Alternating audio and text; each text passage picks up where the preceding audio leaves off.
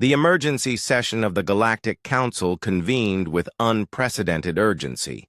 Representatives from 47 species filled the crystalline amphitheater, their varied forms casting strange shadows under the pulsing bioluminescent ceiling. The air crackled with tension as Councillor Zethkar of the Vortanian Empire called the assembly to order. "Fellow beings," the six-armed diplomat began, his voice carrying the weight of centuries, "we face an unprecedented crisis. The humans have withdrawn from all diplomatic channels." A collective shudder rippled through the assembly. The insectoid hive queen Ixala clicked her mandibles nervously. "Surely they cannot maintain their infrastructure without our trade networks." Councillor Morden, the crystalline representative of the Silicon Collective, resonated with worry. Their final transmission was disturbing. "We're done talking. Handle your own problems." 3 months earlier, the humans had been the galaxy's most eager diplomats. They attended every summit, mediated every dispute, and somehow convinced warring species to share meals instead of plasma fire. Their ambassador, Sarah Chen, had become legendary for resolving the Centauri-Rigel conflict with nothing but coffee and stubborn optimism. Now, radio silence. "Perhaps," suggested the ethereal voidwalker Nyx Thera, "they are merely reconsidering their approach?" Ambassador Krell Noth of the warlike Kroon snorted through his tusks. "Humans don't reconsider. They adapt. And when humans adapt..." He left the sentence hanging like a sword above their heads. The Council had grown dependent on human mediation. Humanity possessed an almost supernatural ability to find common ground between species that had been enemies for millennia.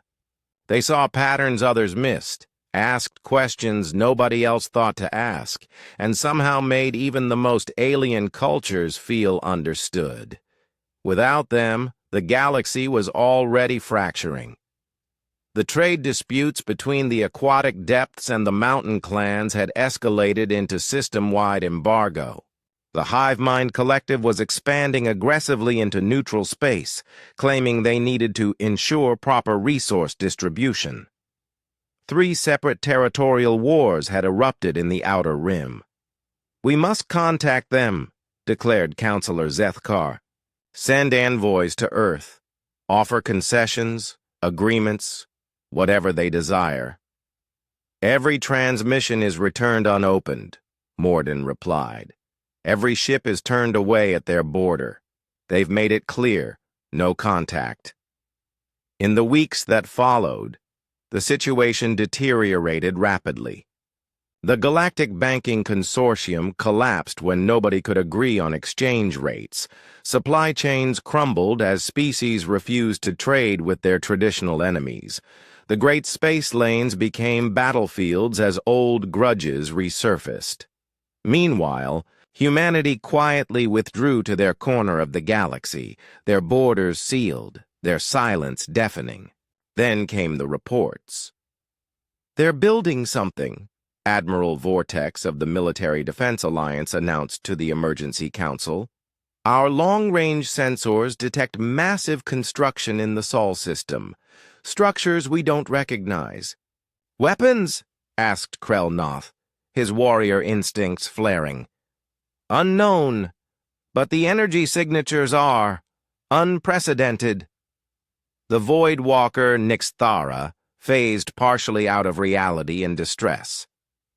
"What if we've driven them to become conquerors? Humans at war are terrifying."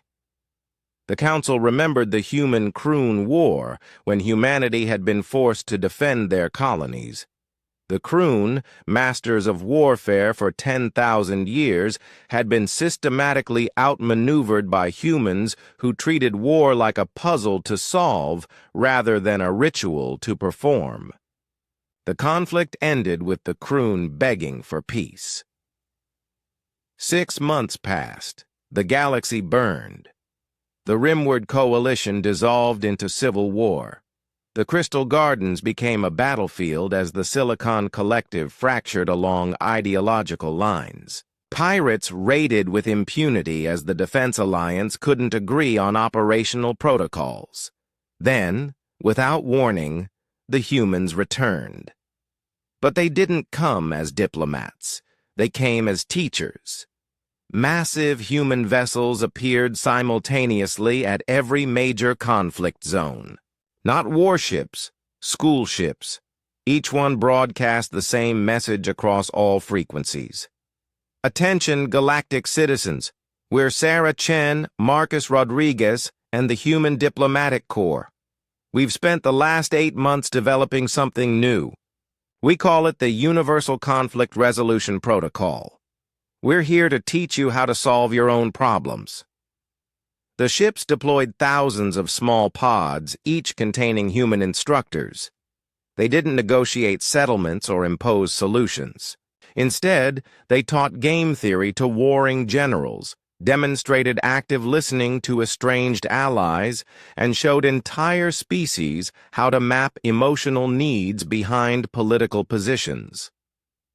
We realized, Sarah Chen explained to the reconvened Galactic Council, that always solving your problems for you wasn't helping anyone.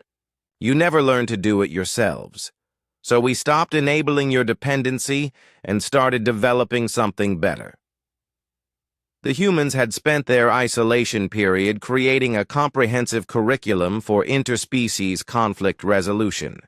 They studied every war, every peace treaty, every successful negotiation in galactic history. They identified patterns, developed frameworks, and created training programs. We're not your mediators anymore, Marcus Rodriguez announced. We're your teachers. And our first lesson is, every species in this galaxy has something unique to contribute to peace. You just need to learn how to see it. The Kroon delegate raised a clawed hand. But what if we fail? What if we cannot achieve what you humans accomplished? Sarah smiled. Then you'll try again. That's what learning is. We'll be here to guide. You? But the work? The real work of building lasting peace? That's something you have to do yourselves. The insectoid hive queen chittered thoughtfully. You withdrew. To make us stronger? We withdrew to give you space to grow, Chen replied. Dependency isn't friendship, but teaching someone to solve their own problems? That's how you build allies for life. As the months passed, the galaxy slowly stabilized. Not through human intervention, but through human education. Species learned to communicate across cultural barriers, to identify root causes rather than symptoms, to build bridges instead of walls. The humans had ended diplomacy as the galaxy knew it. They had replaced it with something far more powerful, the ability for every species to become diplomats themselves. And in doing so, they had created something unprecedented in galactic history. A truly sustainable peace, built not on the strength of mediators, but on the wisdom of the mediated. The Council had panicked when humans ended diplomacy.